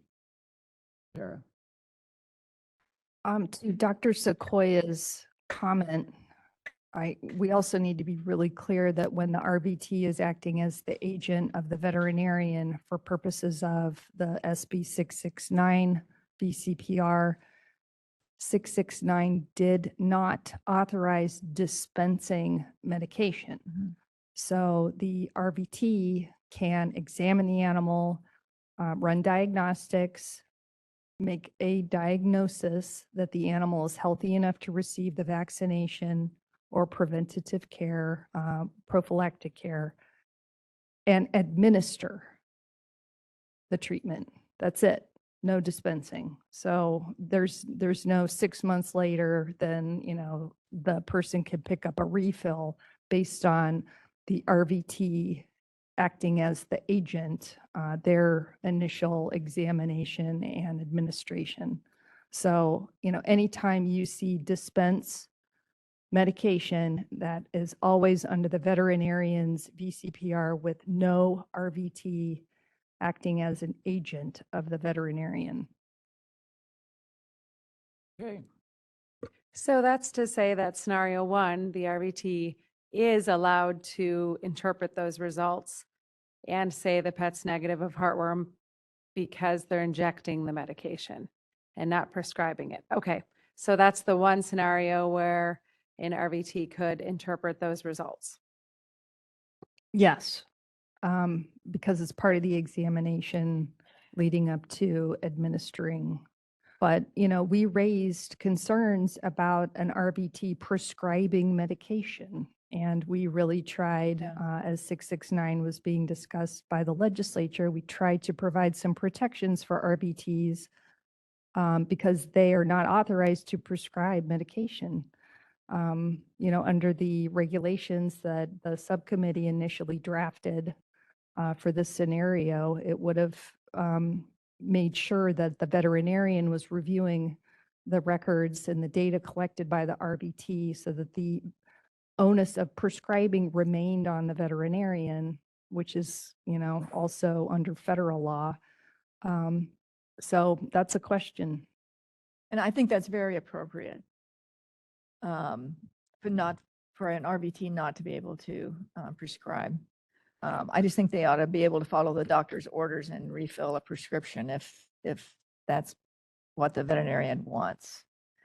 At this point, I started out writing these hypotheticals to try and make it clearer to veterinarians what the rules are. And I think it was actually a good exercise for us is to try and figure on our own, trying to figure out where the lines are. But I'm open to suggestions on what we do now.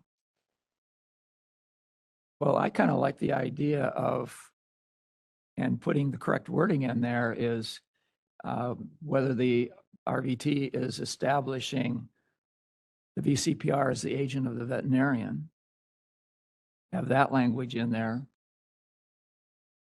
I think it delineates where responsibilities are a little better than not having it there, but that might be more confusing.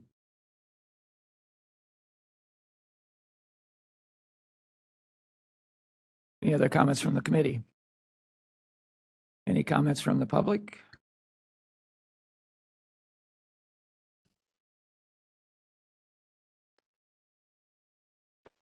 Grant Miller, CVMA. Thank you very much, Jessica Sieferman, for reminding everybody that there's no such thing as an RVT CPR. There's only the VCPR.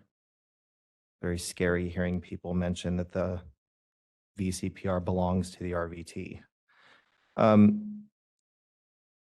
My comment is in relation to, my second comment is in relation to scenario 1, where the response on page 2 says that SB 669 says that the RVT can examine the animal patient, collect data from the physical exam, diagnose or assess the animal patient, and administer vaccines and antiparasitic medications. I contend that the RVT does not diagnose or assess the animal patient. The RVT is acting pursuant to a protocol. The closest thing that SB 669 even says in relation to this is in 4826.7b3. It says the RVT examines the animal patient and administers preventative or prophylactic vaccines or medications for the control or eradication of apparent or anticipated internal or external parasites in accordance with written protocols and procedures established by the veterinarian. And then they go on to state what those protocols require. So really, you're looking at a well animal here. There isn't necessarily a diagnosis. So we vaccinate animals all the time that have unknown diseases, like they have cancer, and little did we know they didn't have it. We still vaccinate them. We have animals that come in and we miss huge things that are going on with the animal because the nature of the exam that we're doing is solely to determine whether or not the animal is physiologically capable of receiving a vaccine that day. So the concept of 669, we're all talking about diagnosis and assessing and all that. That's not what's happening. This is well animal care. These animals are presumed healthy, at least enough to get a vaccine.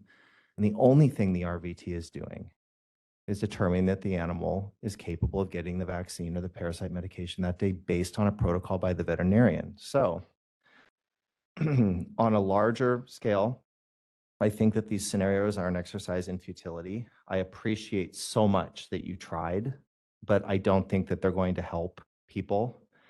If you are going to keep them, I really feel like the rewording needs to be done in this answer for scenario 1. I would like you to know that there are already people who are planning to push legislation next year that have taken your draft response here and quoted the Veterinary Medical Board as saying that RVTs are allowed to diagnose. That's not what 669 says. I respect your interpretation, but that's not what it says. So I would really reconsider your choice of wording in that response. Thank you.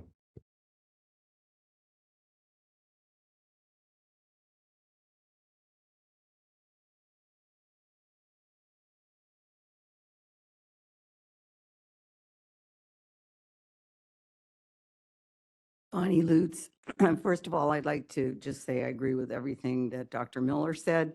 I just want to emphasize the fact that 669 and specifically 4826.7 specifically says that the RVT can establish a VCPR as an agent of the veterinarian for the specific purpose of administering vaccines. That RVT does not end up with a VCPR. The vet has the VCPR, and that establishment of a VCPR was only to allow the administration of vaccines. Now, we discussed previously, and I can't remember when, except I remember Dr. Sullivan making a clear point of it, was that diagnosis is not necessarily the practice of veterinary medicine. I mean, diagnosis is, but the performance of diagnostic tests is not.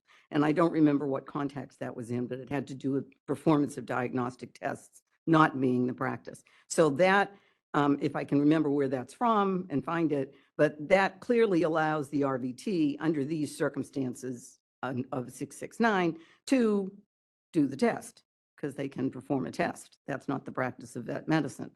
Anything else is not allowed. The RVT, other than doing the physical exam, performing diagnostic tests, and administering the vaccine, there's nothing else that it's allowed. So, I mean, this is really very small, I think.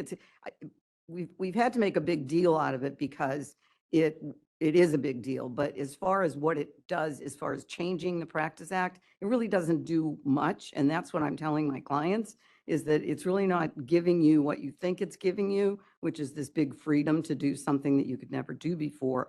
And I do worry about the scenarios. I think it's great. You obviously spent a long time on them, but I can just tell how my clients are going to interpret some of those scenarios to fit their own needs. And I find a problem with that because I'm trying to tell my clients, this is really simple. You can do 1, 2, and 3, but you can't do anything else. And to give them scenarios that might confuse the issue, I'm just afraid is going to let people start doing things that's going to get them into trouble. Thank you. Thank you. Moderator, could you open the online public to see if there's any comments? This is the moderator, and at the direction of the committee, I've opened up the Q&A feature for public comment. Members of the public, if you would like to make a comment on this item, please click the Q&A icon located at the bottom right-hand corner of your WebEx screen, or use the raise hand function. And it looks like we do have a request from Dr. Jenny Godken. And Dr. Jenny, you'll be given 3 minutes to speak with a 15-second warning. Please click the unmute me button when the prompt appears on your device.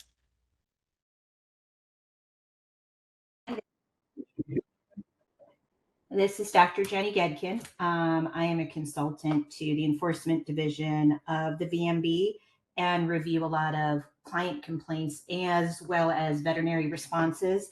And I do think that Dr. Miller pointed out something that I just wanted to clarify, that it'll always be the DVM's VCPR, period.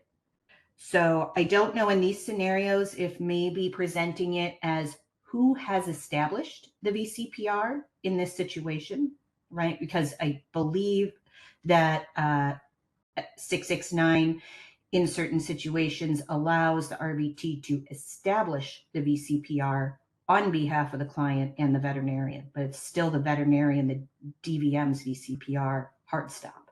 And I do want to point out, if this continues to go forward in these scenarios, it might be a good opportunity to maybe introduce the concept of written standing orders. Dr. Miller was saying protocols. I do receive some, I have reviewed some complaints from DVMs stating that certain members of clinic will go ahead and refill medications under that DVM's VCPR without their permission.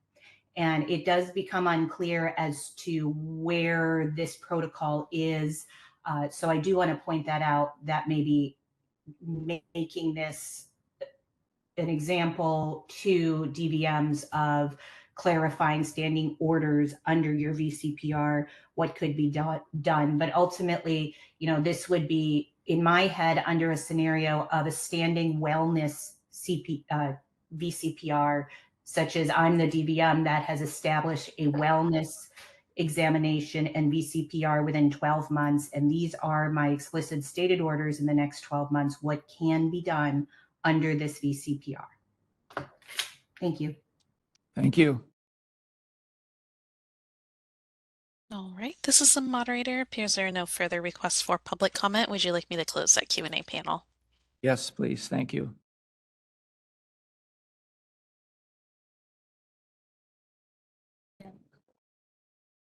Christy? I want to be clear in that I know that it's not the RVT's VCPR, it's a veterinarian client-patient relationship. When I was speaking, I was trying to just clarify for everybody, so I don't want anybody getting in an uproar about that. But I would also like to state in that 669 3G9, it does say, so when it's in talking about G, it says documentation of all the following animal patient information. It says diagnosis or assessment before performing a treatment or procedure. So that is something that is required of the RVT. So it does clearly state that. And I want to be clear that it is written in 669. Kathy? Thank you. And thank you, Christy and Cheryl. This was a lot of mind-bending work, and it's very clear, was clear during the 669 discussions that it does sort of has confused the issue a little bit. I'm a little concerned that these scenarios as they're written, we may want to still fiddle with these, that they're not really ready yet. I'm the public member here, so I don't know the intricacies of what you guys know. So I'm just cautious about putting something out or providing something to the board that we really think we might want to still spend a little bit more time on. I don't know how other people feel. Any further comment? I agree that I think right now, I was hoping that it would be more, from a practice standpoint, it would be more clear cut than this. That somehow at that last scenarios, we could somewhere get to yes, but we couldn't get to yes. So I don't want to confuse the issue anymore. So I am okay with not using them if that's the best way forward. We definitely don't need a motion for that, but I think that does give some direction. Or if they need to be written, whatever you think is the best. I do like Dr. Sullivan's idea of being clear, who is it, the RVT when they're acting as the agent establishing it, or is it, being more clear on that? And maybe that's what we're doing when we're talking about the scenarios is how is the RVT, what is their goal when they're acting as the agent? And maybe that's what we need to be talking about is what are some of the scenarios that this would happen instead of the everyday scenarios? What are some of the ways that the RVT would be acting as an agent? I don't know.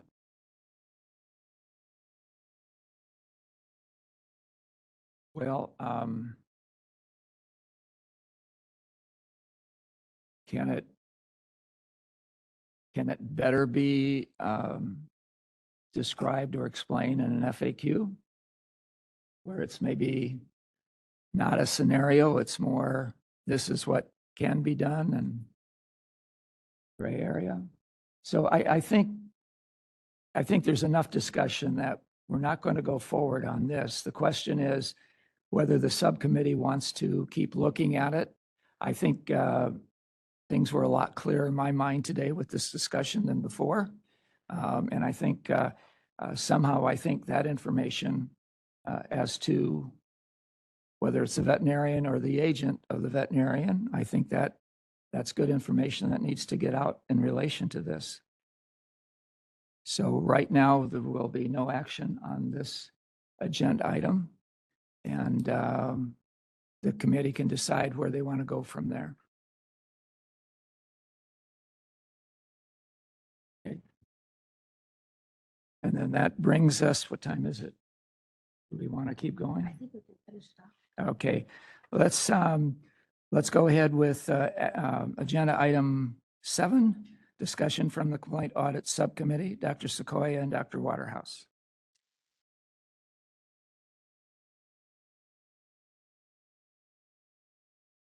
Dr. Sequoia, do you want me to go? Or do you have anything? Dr. Waterhouse, I'd appreciate if you'd go through it. I'm having trouble breathing and my throat is very sore, so I'm Oh, no. the amount of Yes, I'll- talking I can do is limited. I appreciate if you take it. Thank you. Okay, will do. So as a part of the complaint process audit subcommittee, we did have a expert roundtable, the quarterly expert roundtable at the end of March.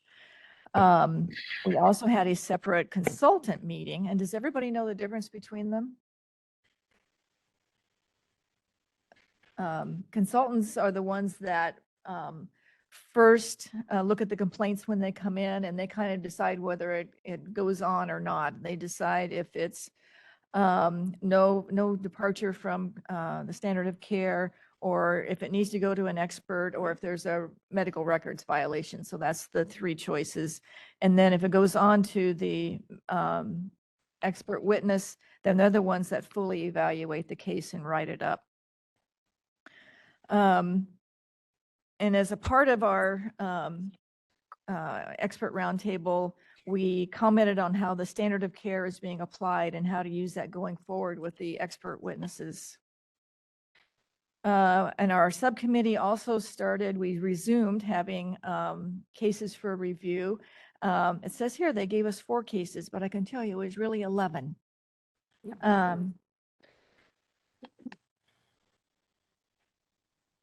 And we also reviewed the expert guidelines. And so the expert witnesses all have, the new ones coming on all have new guidelines to review and learn from. This subcommittee met in February to review these guidelines. And some of the changes made involve clarifying how to determine deviations from the standard of care and talking about potential restitution.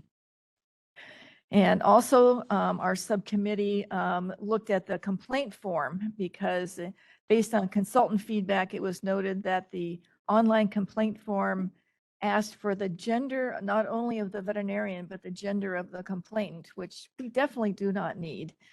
But the form that was given to available to the consultants and the expert witness didn't have the name of the animal or even the species of the animal. So anyway, that's going to be changing.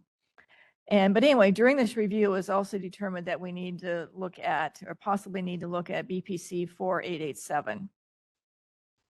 And that's my report. Thank you. Then that brings us to action item number 8, future agenda items and meeting dates. Jessica, I think. Yeah. Public comment on the complaint audit subcommittee. Public comment well, any comments from the committee? Yeah, Kathy? How many expert witness trainings, or has there been them this year? Jessica scheduled, or do we have 2 a year? I can't remember. We do them quarterly. Quarterly. Okay, thank you. Okay, any comments from the public in the room? Moderator, could you ask if there are any comments from the public online, please? This is the moderator, and at the direction of the committee, I've opened up the Q&A feature for public comment. Members of the public, if you would like to make a comment on this item, please click the Q&A icon located at the bottom right-hand corner of your WebEx screen, or use the raise hand function.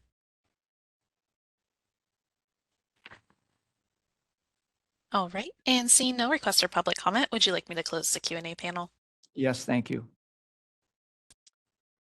And then now to Jessica, future agenda items and meeting dates. So regarding future agenda items, members, we know that the Equine Practice Subcommittee is working on identifying concerns and potential solutions when it comes to unlicensed equine practice. And the Complete Audit Subcommittee will still be evaluating the complaint prioritization that's in statute. And then Dr. Waterhouse also mentioned Business and Professions Code 4887. The MDC has completed a lot of the assignments that the board has provided, but now with the board hopefully approving their new strategic plan tomorrow, a whole slew of assignments will be coming out shortly thereafter. No. And then the agenda, the meeting dates are on our website, and I can go to that real fast. They're also at the end of our minutes of this meeting. Yes. Last January meeting. So it's scheduled out through the end of 2025. So July 23rd, October 15th, January 14th, 2025, April 15th, 2025, July 15th, 2025, and October 14th, 2025. All right. Thank you. Are there any committee members who would like to add or any public comments?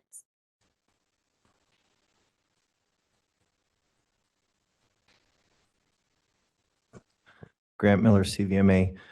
Question for you and possible comment. Given that the illustrious AB 1399 has now plucked our VCPR out of our regs into statute, do we need to have this MDC or subcommittee work on scrubbing our Practice Act of 2032.1 and all references to that in order to now reference 4826, which is where 4825 and 4826, which is where our VCPR language now lives? So we do, as a board, need to look at the implications of the recent legislation onto the impact of the regulations itself. Whether or not that's something that the subcommittee does, it hasn't been determined yet, but it's on our radar. That might be something then I would consider as a possible agenda item for the MDC to consider rescinding 2032.1 because it does exist now in statute. Not all in one place, but it does exist in statute. Thank you. Thank you. Moderator, could you ask if there are any comments online for our public comments online, please? This is the moderator, and at the direction of the committee, I've opened up the Q&A feature for public comment. Members of the public, if you would like to make a comment on this item, please click the Q&A icon located at the bottom right-hand corner of your WebEx screen, or use the raise hand function.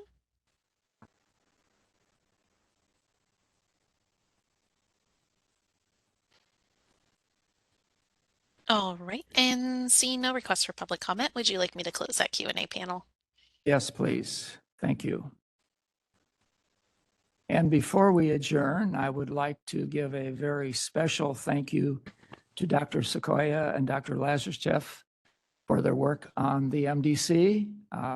They will be honored and recognized tomorrow at the board, but I just wanted to extend the MDC's thank you for all of your work, for both of your excellent work on the MDC, and just thank you.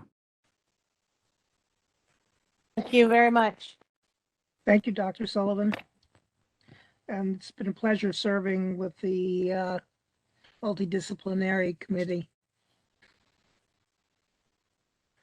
Yeah, thank you, everybody. It's been a kick. Take care.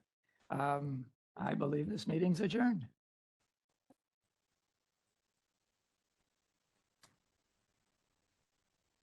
All right.